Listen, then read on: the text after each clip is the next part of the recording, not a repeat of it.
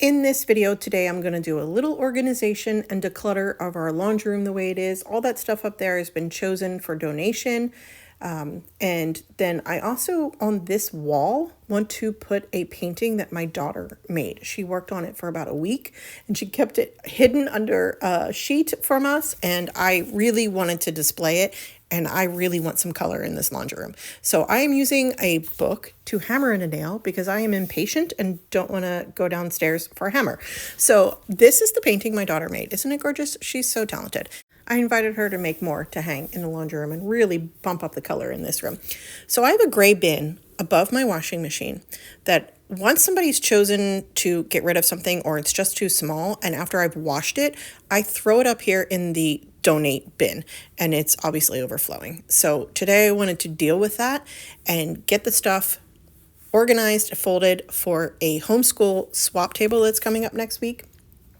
The first of every month, we have a picnic table at our co-op where everybody can put stuff and families can go through it and shop for free, and then somebody takes it all to a donation center at the end of the day.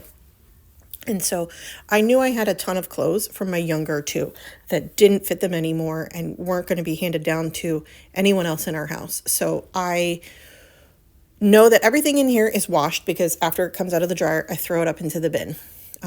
So I wanted to organize by size and fold everything up to get it over to co-op next week. My plan is to put it into paper bags just because it's easier for me to carry. And everything that I ended up having here was a medium size 8, which my youngest son is, but he didn't want most of what his sister was handing down. He just didn't want to wear it, which is fine. So donating it to anyone at co-op that wants it or who's going to take it to the donation center.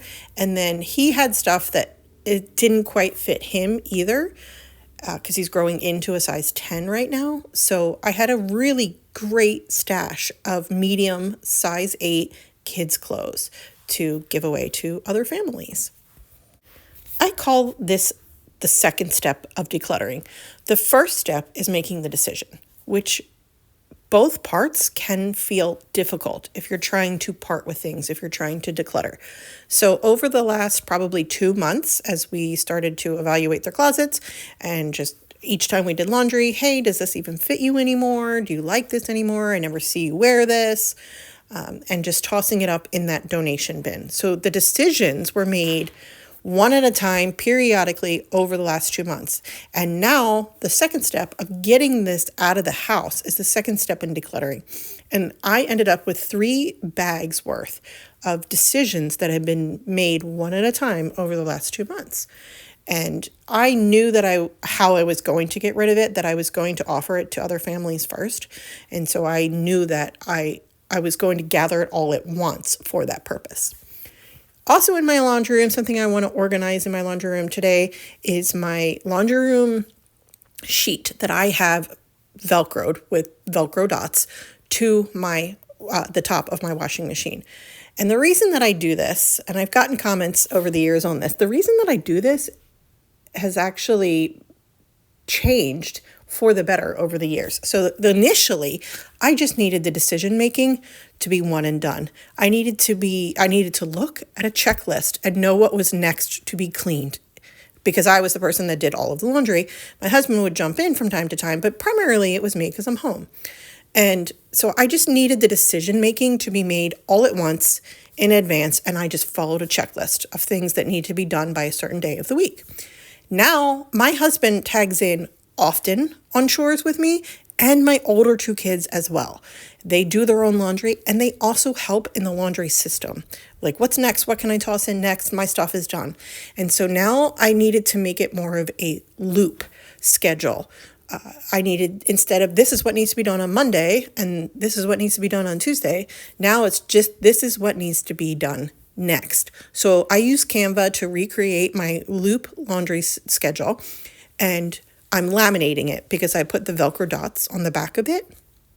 And this works really well in support of my children having more autonomy and helping around the house and taking responsibility for things that are in the house. We all use kitchen towels. We all use bath towels. It doesn't just have to be me that does that. And it makes it possible that anybody who actually has been taught how to do laundry, my older two kids, and then of course my husband, can jump into the system without my intervention or me telling them what would be next on how to do it. And so now it just gets Velcroed. I have changed this probably 4 times over the last couple of years to match what our life looks like at those moments. So I guess every 6 months, maybe I evaluate it on average. And I have a dry erase marker, which is why I laminate it, also Velcroed to the laundry machine. And now anybody who can jump in can jump in. It also helps because it's removing the decision making for me. I don't have to decide what's next. I just look at my list and gather the things and do it. Here is my laundry room after a nice, simple declutter and organize, 20 minutes time. Thank you for sharing your time with me today. And here's a link to a video about the journey from too much stuff to decluttering to living more simply. Hope you're doing well and take care.